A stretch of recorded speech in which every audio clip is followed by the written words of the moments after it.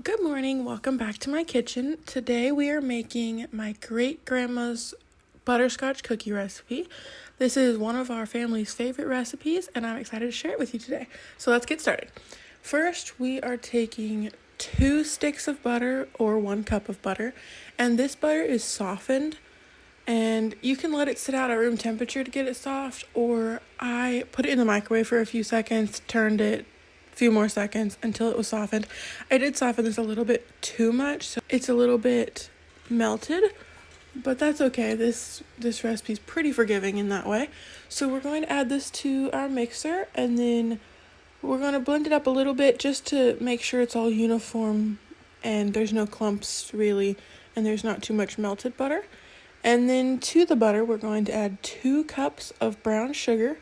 This may seem like a lot of brown sugar, but these cookies are amazing, and you really need that sugar to get that nice butterscotch flavor. So once you have the sugar in, we are going to blend this up, kind of whip it together until it's nicely combined. And then we are going to add eggs. So I'm cracking 2 eggs into a bowl here because I don't want to risk any shells getting into the mixer. Now, I don't always do this, but today I thought we would try to put them in a bowl first. And we're going to add the eggs into the mixer and mix this up as well. Next, we are adding flour, and I'd usually do this in 2 parts. So first, we're adding 2.5 cups of flour, and when I measure out the flour, I like to scoop up some flour out of the container and kind of sprinkle it back in, because the flour will sometimes get compacted just sitting there in the container, and you don't want to use compacted flour because the measurement can get off. So we're going to make it a little bit fluffy and measure it in. So I'm doing 2.5 cups in the mixer, mix it together slowly so you don't lose any out, and then we are going to put the rest in there. And we will add 1/2 teaspoon of salt and 1 teaspoon of baking soda to this and mix it up. And now this is what the dough should look like. It's thick and mixed together, and when you break off a piece, it breaks off nicely and it doesn't stick to your fingers, but it's not super dry. There's a little bit of moisture left in it. So once this is all mixed up, we're going to scrape off the beater. We can't miss any cookie dough because this stuff is amazing.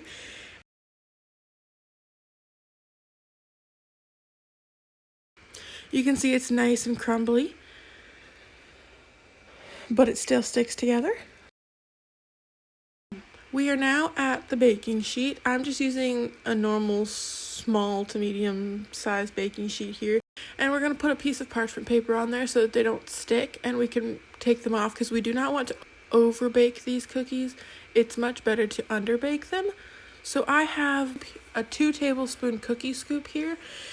We're just going to scoop cookie dough onto the sheet, and I like to press it down with my fingers because that way they have a nice flat surface. They're not domed up in the middle from the scooper, and that way they'll spread more evenly and cook a little bit better. Once I have all the cookies pressed out onto my baking sheet, they're going into a 350-degree oven for about 7 minutes. I usually check it after 5 to make sure that they're not getting too done. Sometimes spin them around if the back ones or the front ones are getting more done than the rest, just because I don't want to overbake them. A fun trick we like to do with parchment paper is if you crumble it up in a ball, it loses where it wants to roll back on itself, and it's much easier to work with.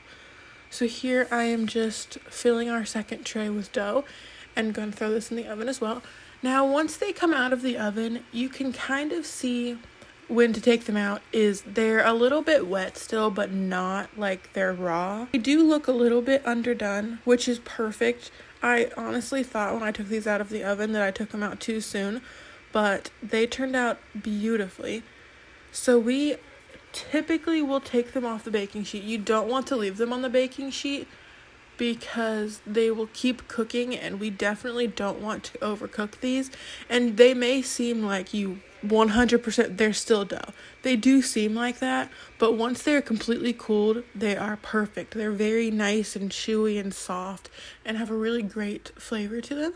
So you can see here, I flipped one over. It's still very hot, but there's kind of a ring. You can you can tell in the middle where it still looks like dough almost, and then around the edges it's got that almost bubbly look where it's cooked. That is perfect. And it's still super squishy right now because it's very hot, but that is exactly what we're going for. The way that we store these cookies, I don't know if everyone does this is just what our family does, is we don't want them to stick together when they're stored, but once they're completely cooled, we'll stack them in layers here, and the parchment paper they were cooked on, so that we don't have to waste any more, we'll just rip it in half, or smaller or bigger depending on the size of the container, and stack them in like that. Thank you for coming along today in my kitchen to make these delicious butterscotch cookies that are my great-grandma's recipe. If you're interested in making these, the recipe will be in the description box below. If you liked watching this video, don't forget to like it and subscribe if you want to see more. Thanks for watching. Bye.